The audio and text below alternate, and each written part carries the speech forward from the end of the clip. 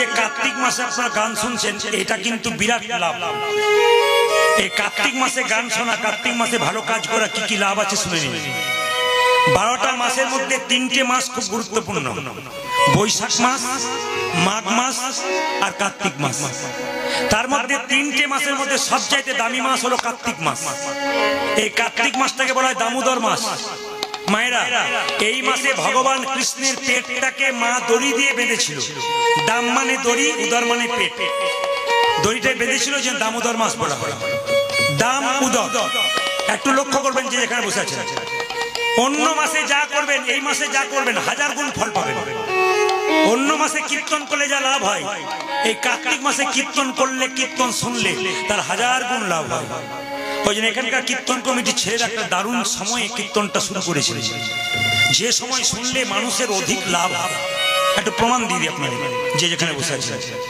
এই কার্তিক মাসে দেখবেন ভোরবেলায় মহান্ত বৈষ্ণবরা প্রভাতী গান দেয়, আপনাদের দেয় টহল যাকে বলা হয়, ভোরবেলায় দেয়। এই কার্তিক মাসটা কত শুভ মাস দেখুন। এই কার্তিক মাসে কি কি করা কর্তব্য। দামোদর মাস কখন থেকে শুরু? গত একাদশী থেকে উত্থান একাদশী পর্যন্ত, অথবা আজকে লক্ষ্মী পূর্ণিমা থেকে রাস পূর্ণিমা পর্যন্ত কেউ যদি পালন করতে পারে তবে কিন্তু দামোদর মাস পালন করা হয়। আজকে কিন্তু এখানকার কমিটির ছেলেরা খুব ভদ্র, বিনয়ী এবং খুব ভক্ত। তার প্রমাণ পেয়ে গেলাম। আমার সঙ্গে ফোনে যতক্ষণ কথা বলেছে প্রত্যেকটি কথা মার্জিত, প্রত্যেকটি কথা ভদ্র, চলন বলন, সেবা যত্ন প্রত্যেকটি সুন্দর। আমাদের বীরভূমে এসে এই ক্যামেরা হচ্ছে, এটা দেশ বিদেশের মানুষ দেখবে। এই বীরভূমে এসে গর্ব করে বললাম, বীরভূমে এমনও মাটি আছে যেখানে ভক্ত সন্তানের জন্ম হয়েছে, যারা কৃষ্ণ কথা হরি কথা করাচ্ছে এবং তারা কত বিনয়ী ভাব, প্রেম ভাব। নিতাই গৌর হরি বল বলে একটু আপনাদের বলে দিয়ে যায়। এই মাসে ভোরবেলায় স্নান করতে হয় ব্রহ্ম মুহূর্তে, যদি পারেন খুব লাভ হয়। বৈষ্ণবরা তো করবে, আপনারা যদি করতে পারেন ভোরবেলায় স্নান করবেন। মানে কটার সময় মা? সূর্য ওঠার 1 ঘন্টা 36 মিনিট আগে, ওটাকে ব্রহ্ম মুহূর্ত বলে। কিংবা আকাশে তারা আছে 3টে, রাত্রি 3টে থেকে সকাল পর্যন্ত যে তারা পূর্ণ হয়ে গেল আকাশে, ওই সময় ব্রহ্ম মুহূর্ত বলা হয়। ওই সময় ঘুম থেকে উঠে কেউ স্নান করে যে জপ নাম কীর্তন করতে পারে, লাভ আছে। যারা মালা জপ করে 8 মালা থেকে 16 মালা, 16 থেকে 32, যত বেশি মালা করবেন তত লাভ আছে। এই মাসটা যত বেশি এই মাসে দান করবেন তত আপনার লাভ আছে। এই মাসে যা করবেন ধর্মীয় কাজ প্রত্যেকটা লাভ ডবল ডবল ডবল ডবল লাভ পাবেন, 1000 গুণ ফল লাভ করবেন। এটা কার্তিক মাস। এই মাসের একটা কথা বলি আপনারা, এই মাসে কিছু খাবার আছে যেগুলো খেতে নেই। বেগুন, মাছ, কলাই এগুলো খেতে নেই, কল্লা এগুলো খেতে নেই। হ্যাঁ, আপনারা কিন্তু এগুলো এই আজকে থেকে আপনারা শুরু করলেন। আগামী থেকে যারা জানতে পারলেন তারা আগামী দিন থেকে পটল খাবেন না। আজকে খেলেন, ভালো করলেন, আগামী দিন থেকে পটল, তারপর আপনার করলা, মাসকলাইয়ের ডাল। এই মাসে বিশেষ করে আপনারা বুটের ডাল চেষ্টা করবেন কম করার, মানে না খাওয়াটাই ভালো, শাস্ত্র বলছে। তবু আমরা খাচ্ছি, কিন্তু নিয়ম হচ্ছে যে এগুলোকে না খাওয়াটাই ভালো, কিছু নিয়ম পালন করতে হবে।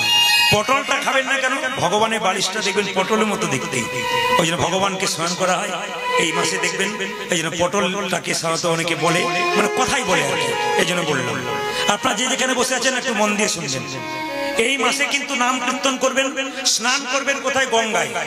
গঙ্গা তো সবার সামনে নাই, পুকুরে করবেন, নদীতে করবেন, না পারলে বাড়িতে বাথরুমে গঙ্গা গঙ্গা বলে 3 বার জল নিয়ে স্নান করবেন, আপনার কাজ হয়ে যাবে। শুভ্র পোশাক পরে কীর্তন করবেন। যদি দাদা ভাইরা মনে করেন যে আমাদের সময় নাই এত করার, আমরা কি করব? উত্থান একাদশী থেকে রাস পূর্ণিমা পর্যন্ত এই 5 দিন যদি আপনারা কেউ পালন করে দিতে পারেন, যদি কেউ করতে পারেন তাতেও কিন্তু লাভ আছে। সারা মাস পালন না করতে পারে, যদি কেউ না পারেন, পারলে তো খুবই মঙ্গল, না পারলে উত্থান একাদশী থেকে রাস পূর্ণিমা এই পর্যন্ত, একাদশী থেকে রাস পূর্ণিমা পর্যন্ত কেউ যদি করতে পারেন 5টা দিন, আপনার লাভ আছে। এই যেগুলো বললাম সেই নিয়মগুলো পালন করতে হবে আপনাদের। এই মাসে দীপদান করতে হয়। 30 দিনে 30টা মাটির প্রদীপ কিনতে হয়। এক দিন মাটির প্রদীপ একটা করে দীপ দেবেন, ধুয়ে তারপর দিন দেবেন না, নতুন দেবেন। যদি কেউ মনে করেন 30টা প্রদীপ কেনার আমার পয়সা নেই, তাহলে বাড়িতে যে প্রদীপটা আছে সেই প্রদীপটাতে আপনারা ঘি দেবেন কিংবা তিলের তেল দেবেন। সবচেয়ে শ্রেষ্ঠ হচ্ছে ঘি, না পারলে তিলের তেল। যদি তাও কেউ না পারেন তাহলে মঙ্গল আর শনিবার শুধুমাত্র দেবেন কি ঘি, বাকি দিন আপনি সয়াবিন তেল সরিষার তেল দিয়ে আপনি দিবেন, দীপ জ্বালাবেন। যত ঘি পোড়াবেন এই মাসে তত আপনার সংসারের অশুভ শক্তি, নেগেটিভ এনার্জি কিন্তু দূর হয়ে যাবে। এই জন্য এই মাসটাতে আপনাদের মাথায় রাখতে হবে মায়েরা, ঘি পোড়াতে হয়, তিলের তেল প্রদীপ জ্বালাতে হয়। ভগবানকে প্রদীপ দেখাবেন কিভাবে? আপনার তাকান, এরকম করে প্রদীপ ধরলেন, সূর্য ওঠার আগে আর সূর্য ওঠার পরে, এই সূর্য ডোবার পরে, মাঝে কিন্তু নয়। দীপ দেখানোর সময় কার্তিক মাসে সূর্য উঠবার আগে দেখাবেন ভগবানকে, আর সূর্য ডোববার পর সন্ধ্যাবেলা দেখাবেন। কিভাবে দেখাবেন? এভাবে চরণে দেখাবেন 4 বার, চরণে দেখাবেন দীপ কবার, প্রদীপ 4 বার, নাভিতে কবার 3 বার, মুখমণ্ডলে কবার, এই নাভিতে কবার 2 বার, মুখমণ্ডলে কবার 3 বার। আবার বলে দিই, চরণে 4 বার, নাভিতে 2 বার, মুখমণ্ডলে 3 বার, আর গোটা শরীরে পা থেকে মাথা পর্যন্ত দেখাবেন 7 বার। এই এবার আপনারা বলুন তো মায়েরা, পায়ে কবার দেখাবেন? জোরে বলুন। 4 বার। নাভিতে কবার? 2 বার। মুখমণ্ডলে কবার? 3 বার। দাদা ভাইয়েরা বললাম, দেখুন ওরা করে কিনা। অবশ্যই করবে, মেয়েরাই প্রথম করতে পারে, কারণ প্রত্যেকটি জায়গাতে মেয়েদের দেখেছি আমার কীর্তন শোনার পর প্রত্যেকটি মায়েরা সুন্দর করে পালন করে। অনেক দাদা ভাইয়েরা নিয়মগুলো পালন করে। আরে পালন করবেন তো আপনার যত্ন হবে, আপনি আরো উন্নতির দিকে যাবেন। আর ভগবানকে মানবেন না তো নিতাই গৌর হরি বল হয়ে যাবে। দিয়ে ধন দেখে মন কেড়ে নিতে কতক্ষণ? ধন যখন ভগবান দেয় তখন ভগবানকে আরাধনা করতে হয়। কেন? তুমি দিয়েছো প্রভু আমাকে দায়িত্ব, আমি যেন আগলাতে পারি, তোমাকে স্মরণ করে ভেতরে যেন আমার অহংকার না থাকে। অহংকার হলে নিতাই গৌর হরি বল হয়ে যাবে। এবার ভগবানকে দীপটা দেখানোর পর দেব দেবীর চরণে আপনি দীপ দেখাতে পাবেন। ভগবানকে প্রদীপটা দেখানোর পর দেব দেবী যে থাকে, মা কালী, মা মনসা, মা দুর্গা, তাকে চরণে দেখাতে পারবেন না, তার ছবিতে বদনে দেখাবেন। কবার দেখাবেন? 3 বার কিংবা 7 বার। ভগবানকে দেখানো দীপটা মা কালী, মা মনসা, মা দুর্গার ছবি থাকলে পায়ে দেখাবেন না, মুখে দেখাবেন, বদনে। কবার? 3 বার কিংবা 7 বার। গুরুদেবের ছবি যদি থাকে বাড়িতে, গুরুদেবের ছবিতে পায়ের দিকে নিয়ে যাবেন না, ভগবানকে দেওয়া দীপটা তার গুরুদেবের বদনে 3 বার কিংবা 7 বার দেখাবেন। এই মাসটার বিরাট গুরুত্ব আছে। এটা হচ্ছে দামোদর মাস, আপনারা সবাই পালন করুন। এই যে আপনারা লক্ষ্মী পুজোর দিনে কীর্তন শুনতে এসছেন, কিছু মনে করবেন না। আজকে বাড়িতে বাড়িতে মায়েরা লক্ষ্মী পুজো করেছে, কিন্তু লক্ষ্মী পুজো সম্পর্কে অনেক তত্ত্ব শুনেছেন। আজকে একটা কথা বলে বলে আপনার লক্ষ্মী পুজোর সময় এই কথা বলেন, এইদিকে এইদিকে, এসো মা লক্ষ্মী, বসো মা ঘরে, আমার ঘরে থাকো মা অন্ধকার করে। ভুল বলে ফেললাম? এসো মা লক্ষ্মী, বসো মা ঘরে, আমার ঘরে থাকো মা আলো করে। কিছু মনে করবেন না, আপনারা যে মা লক্ষ্মীকে বলছেন আমার ঘরে আলো করে থাকো, এই থাকার জায়গাটা ঠিক করেছেন তো? হরে কৃষ্ণ। মা লক্ষ্মীকে এখানে বসাবেন, থাকার জায়গাটা ঠিক করেছেন? আজ আমি রাস্তা দিয়ে পেরিয়ে আসছি, আজকে পূর্ণিমা, মা লক্ষ্মীর পুজোর দিন, অথচ আজকের দিনও দোকানে এরকম চলছে। তোমার পার্টি অনেক আছে, লক্ষ্মী পুজো মানে সেই দিনও চলছে। মানে লজ্জার বিষয় আমাদের। তাহলে আপনি যে আজে বাজে খাবার খাবেন, অখাদ্য কুখাদ্য খাবেন, আজকের দিনটাতেও নিয়ে বলবেন এসো মা লক্ষ্মী, বসো মা ঘরে, আমার ঘরে থাকো আলো করে। থাকবে কেন? বসার জায়গাটাই তো নোংরা করে দিয়েছো, থাকবে কি? ও মায়েরা, লক্ষ্মী পূজা আপনারা কি বার করেন? শনিবার নাকি? আজকে শনিবার হয়েছে বলে তা নয়, লক্ষ্মী পূজা আপনারা করেন বৃহস্পতিবার। এবার বলে রাখি, লক্ষ্মী পুজোর দিনে বৃহস্পতিবার দিন দেখবেন প্রতি বাড়িতে প্রায় নিরামিষ হয়। তবে আপনাদের বলে রাখি, যে হিন্দু বাড়িতে বৃহস্পতিবার দিন নিরামিষ হবে না, ওটা হিন্দু বাড়ি নয়, পাক্কা জেনে নেবেন। যা করছেন করছেন, অন্তত বৃহস্পতিবার দিন বাড়িতে নিরামিষ করুন। অন্তত মাসে মাসে একবার সাধুগুরু বৈষ্ণবদের সেবা দেবার ব্যবস্থা করুন, দেখবেন আশীর্বাদ পাবেন। ভগবান নিজের মুখে বলেছেন, বৈষ্ণবের বশ কৃষ্ণ, সর্বশাস্ত্রে কয় এই সব জানিল বৈষ্ণবের আশ্রয়। যদি বৈষ্ণবের চরণ না ধরতে পারেন, তাহলে গোবিন্দ কৃপা আপনার হবে না। কেন বলে রাখি, আপনারা হাটে গেছেন গাভী কিনতে, এদিকে হাটে গেছেন গাভী কিনতে, তা গাভী আর বাছুর কিনে আনছেন, তা গাভীটাকে দড়ি দিয়ে টানছেন, গাভী আসছেন। কি করলে গাভী আসবে? বাছুরটাকে কোলে করে এগিয়ে যান, গাভীকে টানতে হবে না, বাছুরের টানে টানে গাভী চলে যাবে। ভগবানকে ডাকবার জন্য কিচ্ছু দরকার হবে না, বৈষ্ণবের চরণ ধরে এগিয়ে যান, ভগবানকে ডাকতে হবে না, ভগবান বৈষ্ণবের পেছন পেছন। এগুলো আপনাদের অনুভব করতে হবে, তবে কীর্তন শোনা সার্থক হবে। কিছু মনে করবেন না মা, বৃহস্পতিবার দিন নিরামিষ হবে বলে ভাত করেছেন, ডাল করেছেন, শুকনা করেছেন, চাটনি করেছেন, পাঁপড় করেছেন, দই করেছেন, অনেক কিছু করেছেন, কিন্তু বৃহস্পতিবার দিন মা লক্ষ্মীর পুজোর সময় কি করেছেন? 2-4টা নকুল দানা, সবচাইতে নিম্নমানের জিনিস, কিংবা 2টো বাতাসা দিয়ে মাকে নিতাই, তুই যা খাবি খা, আমার জন্য নিতাই গৌর বলে। তাহলে মাকে আপনি কি দিলেন আর আপনি কি খেলেন? আপনি মাকে ফল দিন, 5 রকমের ফল দিলে মা খুব খুশি হয়। লক্ষ্মী মহারানী কোন ফুলে সন্তুষ্ট হয় কারো জানা আছে? লক্ষ্মীর সবচাইতে প্রিয় ফুল কি কি? মায়েরা বাড়িতে লক্ষ্মী পুজো করছেন, ফুল কি দেবেন আপনাদের আন্দাজ নেই, বলে দিই আপনাদের। লক্ষ্মীর প্রিয় ফুল হচ্ছে পদ্ম ফুল। যদি পারেন তো খুব ভালো, না পারলে এই যে গাঁদা, হলুদ গাঁদা, ওটা লক্ষ্মীর প্রিয়। কেন? ভগবান বিষ্ণুর প্রিয় ফুল হচ্ছে গাঁদা, ভগবান বিষ্ণুর প্রিয় হচ্ছে হলুদ, কৃষ্ণের শাড়ির রং হচ্ছে হলুদ, ওই জন্য হলুদটা পছন্দ করে ভগবান বলে লক্ষ্মী সেবায় হলুদ ফুল দিতে পারেন আপনারা, করবী ফুল দিতে পারেন আপনারা, অথবা গোলাপ ফুল দিতে পারেন। এই ফুলগুলো কিন্তু মা লক্ষ্মী পুজোর উপযোগী। আচ্ছা মায়েরা, মা লক্ষ্মীকে 3 ভাবে পুজো করা হয়, শুনবেন। একটা হাতি বাহন লক্ষ্মী, দেখবেন ছবিতে হাতির উপরে লক্ষ্মী বসে আছে, একটা দেখবেন পদ্ম ফুলের উপর লক্ষ্মী বসে আছে, আর একটা দেখবেন পেঁচার উপরে বসে আছে। এই 3টেই কিন্তু ভালো।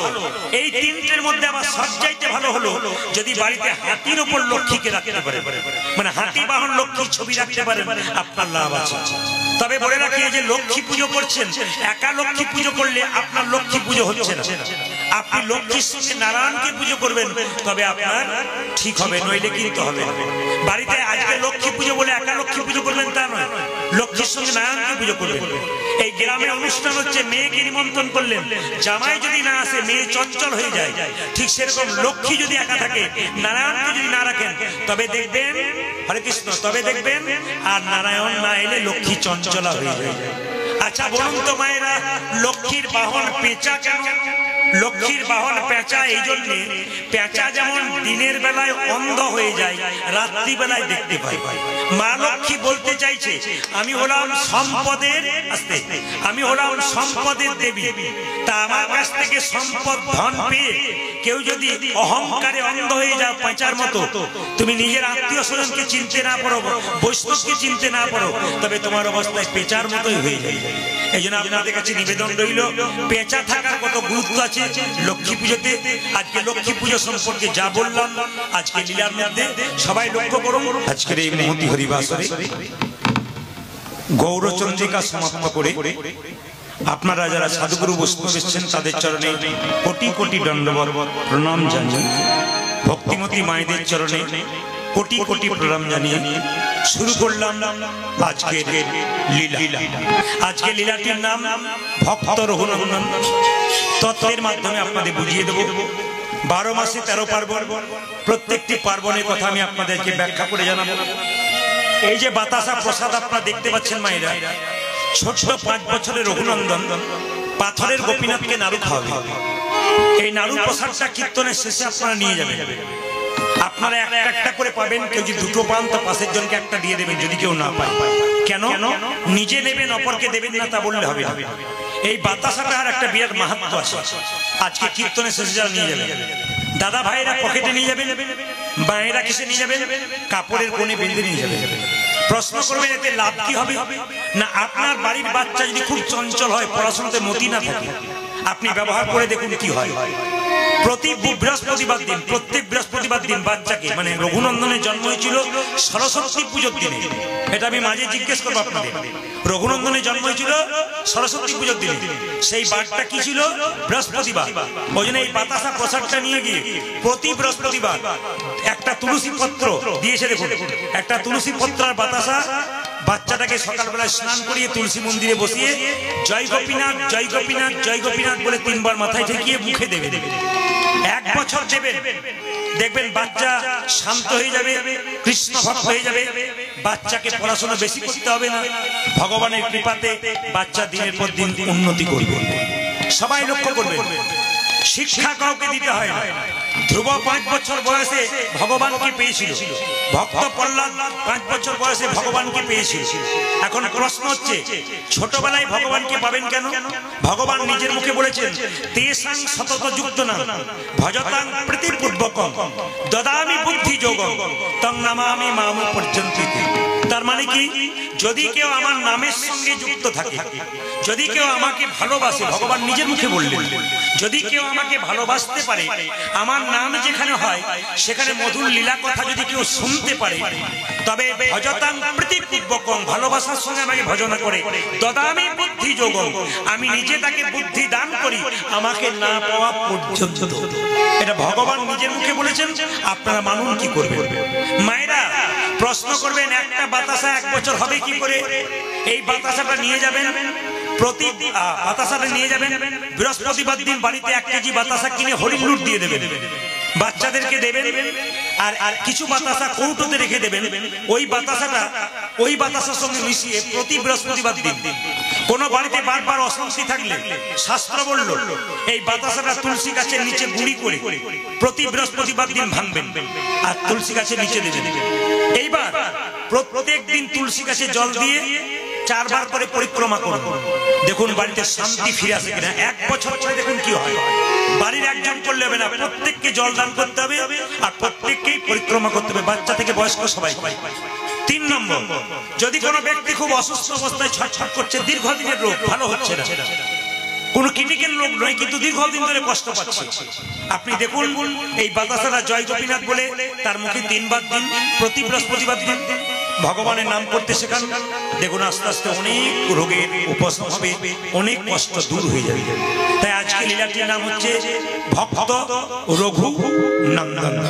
আপনারা কীর্তনের শেষে বাতাসা প্রসাদ কমিটির ছেলেরা এনেছে, আপনাদের সামনে দিয়ে আসবে, আপনারা পেয়ে যাবেন।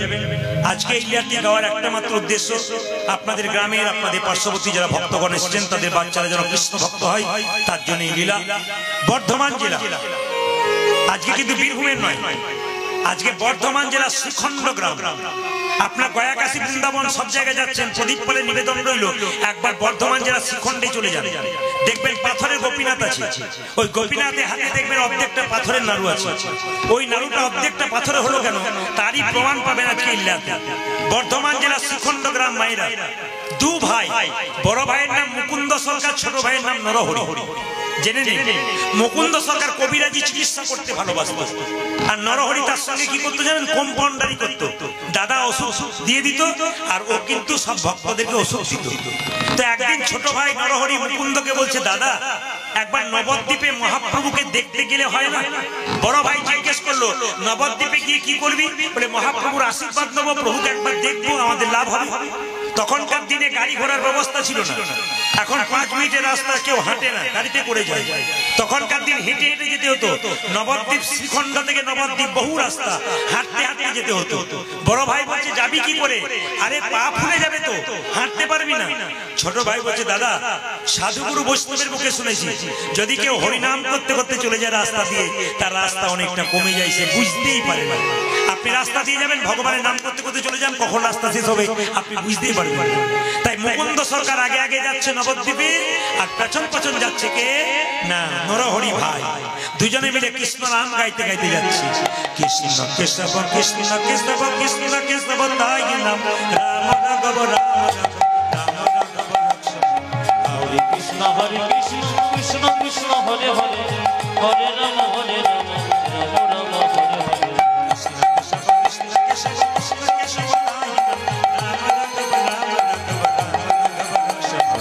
Hare Krishna Krishna Krishna Hare Hare Hare Rama Rama Rama Hare Hare. Krishna Keshava Krishna Keshava Krishna Keshava Rahina Rama Raghava Rama Raghava Rama Raghava Rakshava. Hare Krishna Krishna Krishna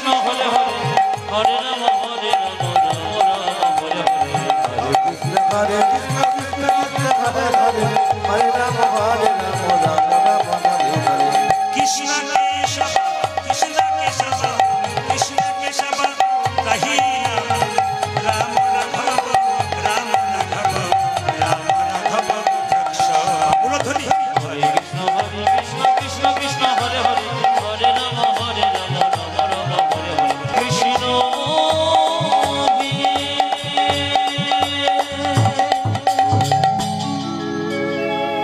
যে গাছে ফল ধরে সে গাছটা নিচের দিকে যায় না উপর দিকে যায়, জোরে বলে বলে। যে গাছে ফল ধরে সে গাছটা নিচের দিকে যায়, আর যে গাছে ফল ধরে না তা উঁচু দিকে যায়। যারা ভক্ত হয় তাদের ভাবটি কেমন? এরকম। আর যারা মস্ত হয় তাদের ভাবটি কেমন? এরকম। তো ভক্ত যারা হয় তারা এরকমই থাকে।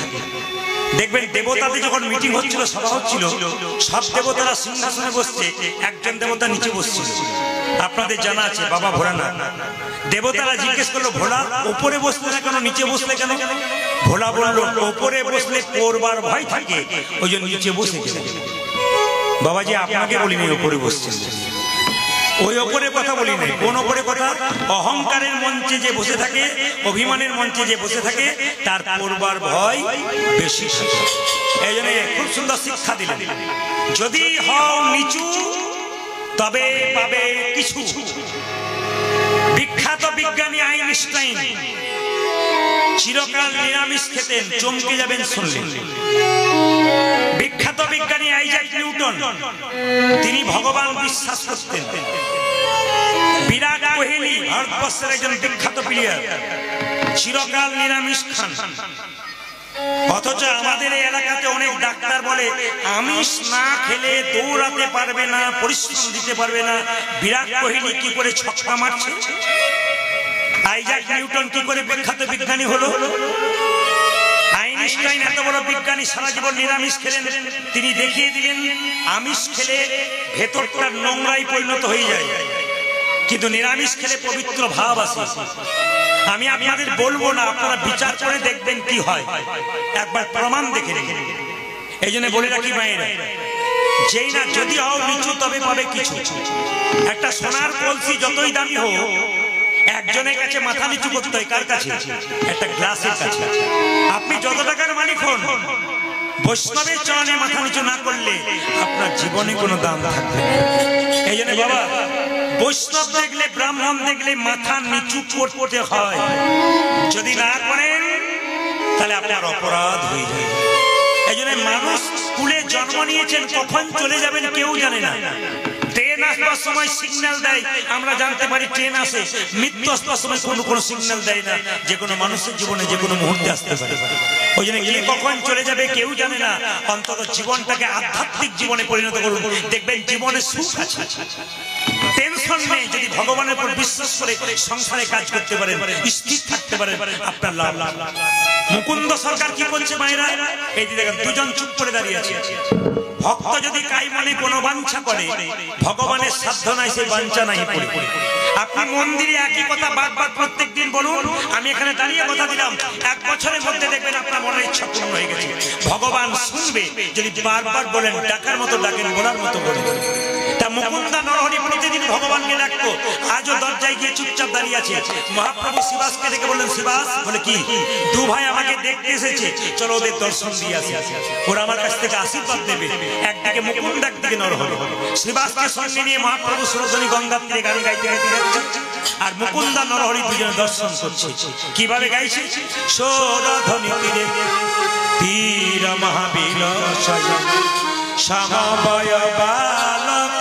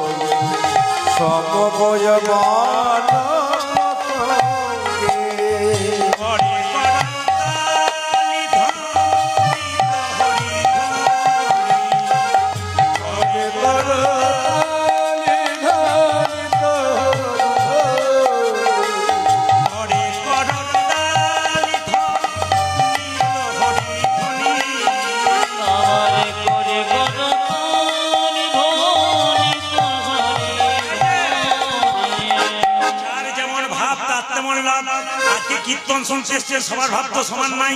মহাপ্রভু নাচছে, মুকুন্দ বলছে আরে ভাই কি দেখছিস? নরহরি বলছে আমি কি দেখছি?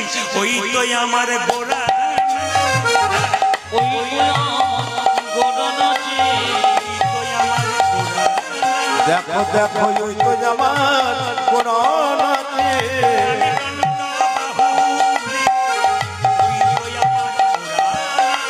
ও গোরা নন্দ বাহু তুলে, ওই তো আমার গোরা নাচে।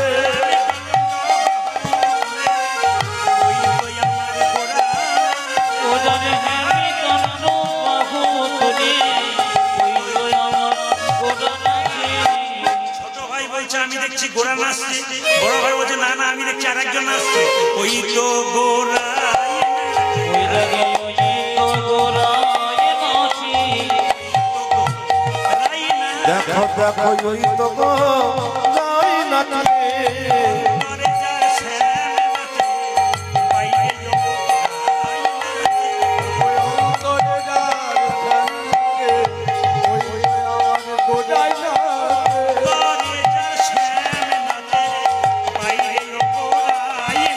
আমার অন্তরে যদি সামনে নাচে, বাইরে গোরায় নাচে। আমার সরদরে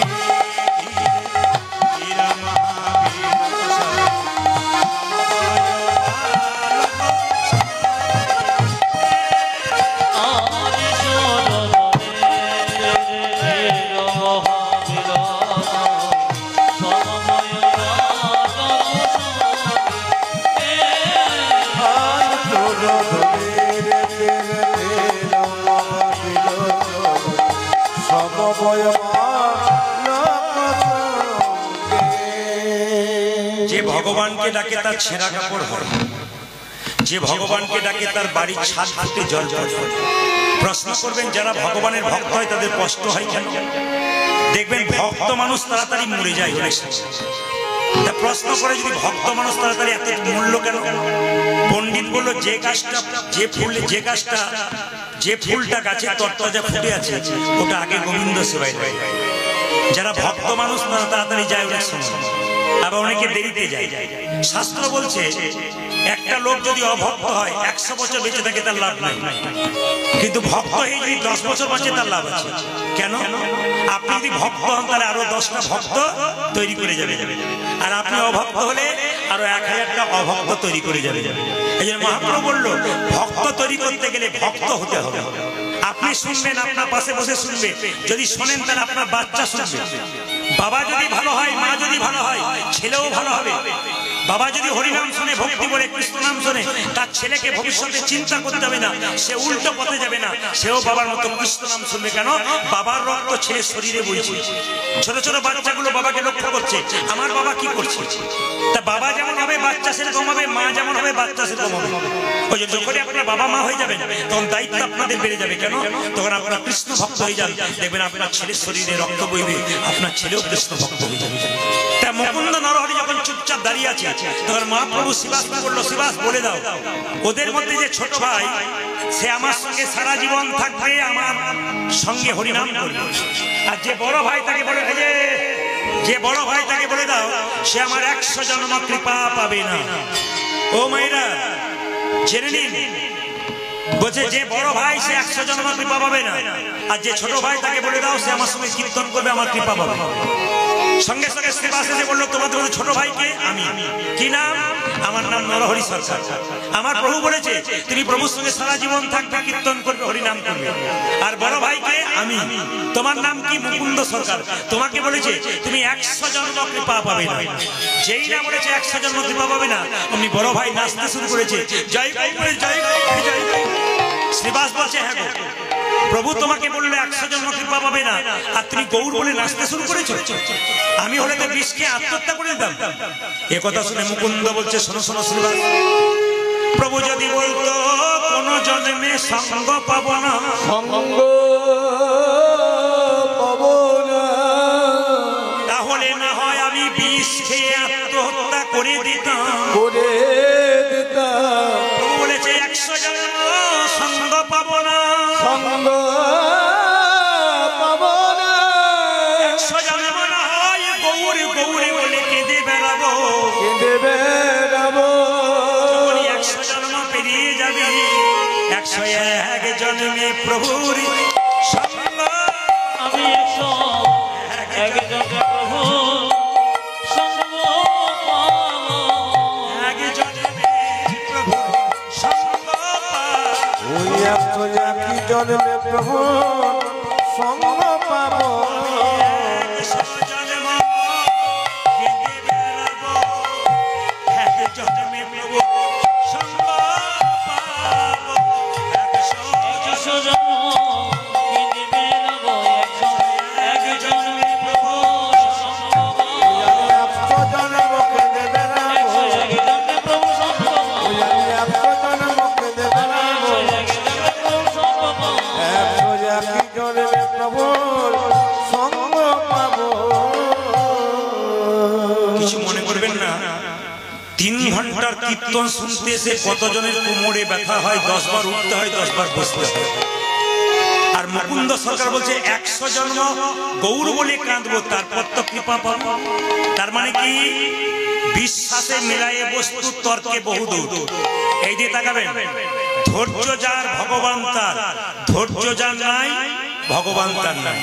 প্রমাণ কি মহাভারতের দিকে তাকান 100 ভাইয়ের দাদা দুর্যোধন খুব চঞ্চল ছিল ভগবান হারালেন। কিন্তু পঞ্চ পাণ্ডবের দাদা যুধিষ্ঠির খুব ঠান্ডা খুব স্থির ব্যক্তি ছিল, উনি ভগবান পেলেন। এই জন্য জেনে নিন এ সংসারে যে পুরুষ খুব ঠান্ডা খুব চুপচাপ খুব ঠান্ডা খুব ধৈর্য জানবেন তার জীবন উন্নতি আছে। আপনার কীর্তন শুনতে শুনতে লক্ষ্য করবেন অনেক পুরুষ মানুষ দেখবেন উঠবে বসবে চঞ্চল। এদের নিয়ে খবর নিয়ে দেখুন এদের বাড়িতে কোনো উন্নতি নাই। কেন বলুন তো? এ তো নিজেই চঞ্চল ব্যক্তির জীবন উন্নতি নাই, স্থির ব্যক্তির জীবন উন্নতি আছে।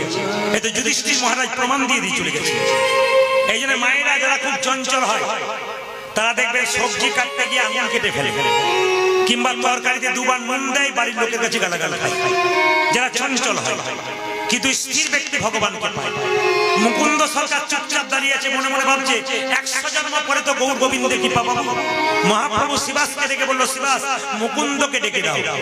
মুকুন্দ মহাপ্রভু পায়ে প্রণাম করে বলল প্রভু তুমি আমাকে আশীর্বাদ না করে অভিশাপ দিলে কি 100 জন্ম কৃপা পাবে না?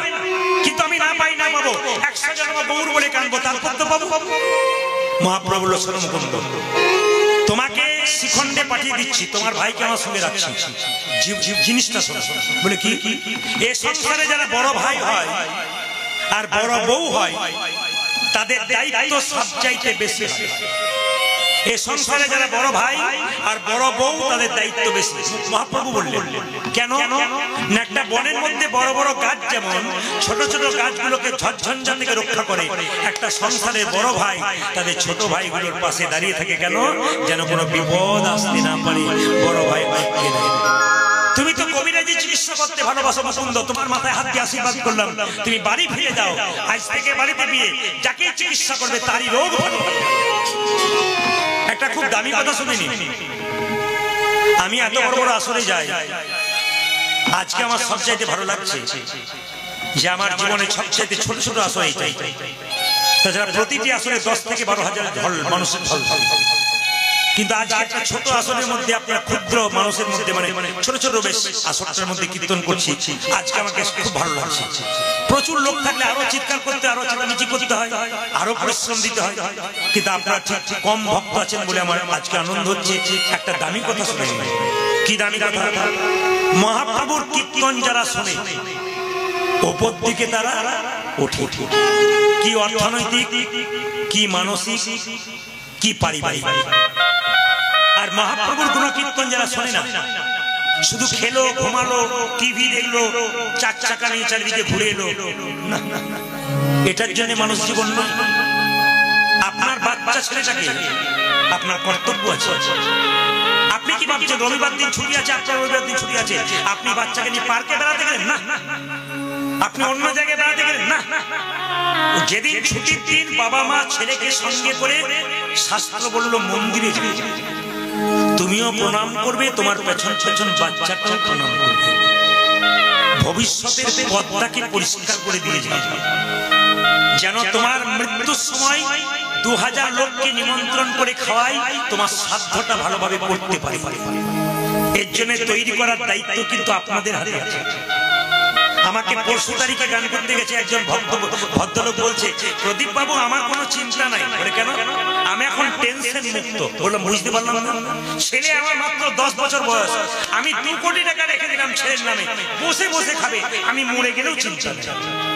আমি বললাম ভালো ভালো, কিন্তু আমার প্রশ্ন আছে আপনার কাছে একটা, কি ছেলেটার জন্য যে 2 কোটি টাকা রাখলেন, ছেলেকে কেমন তৈরি করলেন? এইরকম না, যদি আপনি এরকম তৈরি করেন, লোকে দেখে বলবে কার ছেলে রে, খুব কৃষ্ণ, বাবাও ভালো ছিল, মাও ভালো ছিল, বলে তো এমন ছেলে। আর যদি এরকম হয়, এরকম ছেলে করবেন। এমন ছেলে জন্মদিন আপনার অসুস্থ অবস্থায় যেন ডাক্তার ডাকে, উকিল নয়। আপনি অসুস্থ অবস্থায় পড়েছেন, আপনাকে ডাক্তার ডেকে দেখাবে, এরকম ছেলে তৈরি করুন যেন আপনার অসুস্থ অবস্থায় উকিল ডেকে জমি জায়গাগুলো লিখিয়ে নেবে, এরকম কাজ করবেন না। এই জন্য কীর্তন শুনতে আসতে কেন? জ্ঞান অর্জন করতে হবে, শিখে যাবেন আপনারা, জীবনে দিশা শিখবেন। এই জায়গায় আপনাকে জানতে হবে জীবনটা পরিচালনা করতে গেলে শুধু কর্ম করলাম, রোজগার করলাম, এটা কোনো মানে হয় না। সন্তান থেকে ভবিষ্যতে তৈরি করে গেলাম যেন যেন কৃষ্ণ ভক্ত তৈরি হতে পারে। মুকুন্দ সরকার যখন কাঁদছে, তখন মুকুন্দকে আশীর্বাদ করে মহাপ্রভু বলল, তুমি যাও, আজ থেকে তুমি শ্রীখণ্ডে ফিরে যাও, গোপীনাথের মন্দির তৈরি করো, জীবের দ্বারে হরিনাম দাও, গরিবের চিকিৎসা করো। তুমি বড় লোকের চিকিৎসা করবে না, গরিবের চিকিৎসা করবে, একটা টাকাও নেবে না। আমি তোমাকে আশীর্বাদ করলাম, তোমার কোনো কিছুর অভাব থাকবে না। মুকুন্দকে মহাপ্রভু হাত দুটো মাথায় দিল আর বলল, মুকুন্দ দেরি করো না, ফিরে যাও, ফিরে যাও, শ্রীখণ্ডে ফিরে যাও, ফিরে যাও, ফিরে যাও, শ্রীখণ্ডে ফিরে যাও, ফিরে যাও, শ্রীখণ্ডে ফিরে যাও, আজ ফিরে যাও, ফিরে যাও, শ্রীখণ্ডে ফিরে যাও।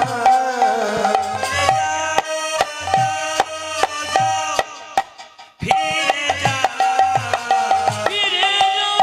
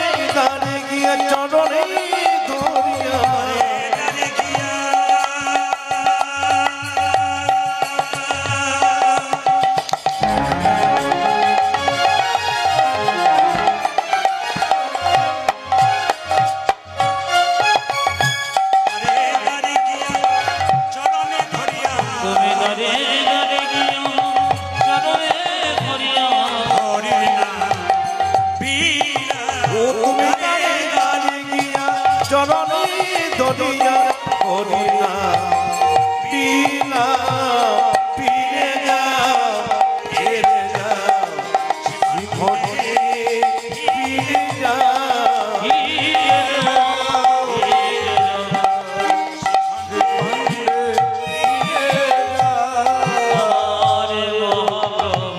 মহাপ্রভুর আজ্ঞা পাই মুকুন্দ চলিলা, মুকুন্দ চলিলা।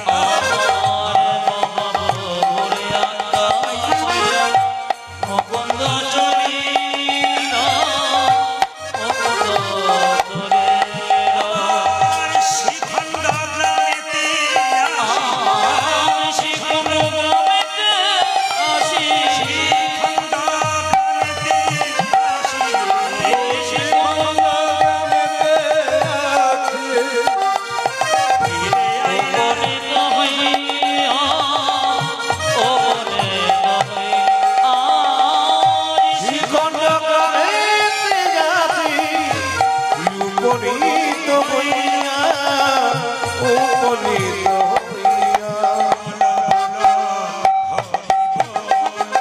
বলো বলো হরি বল বল হরি বল। বলো বলো হরি গোপীনাথ কি জয় মায়ের একবার জোরে বলবেন রাধা রানী কি যে পরিমাণ ভক্ত হয়েছে জয়টা একটা জোরে ভাবছিলাম রাধা রানী কি আপনারা জয় বলছেন না ভয় বলছেন বুঝতে পারছি রাধা রানী কি যাক বেড়েছে আরো বাড়বে শ্যাম সুন্দর কি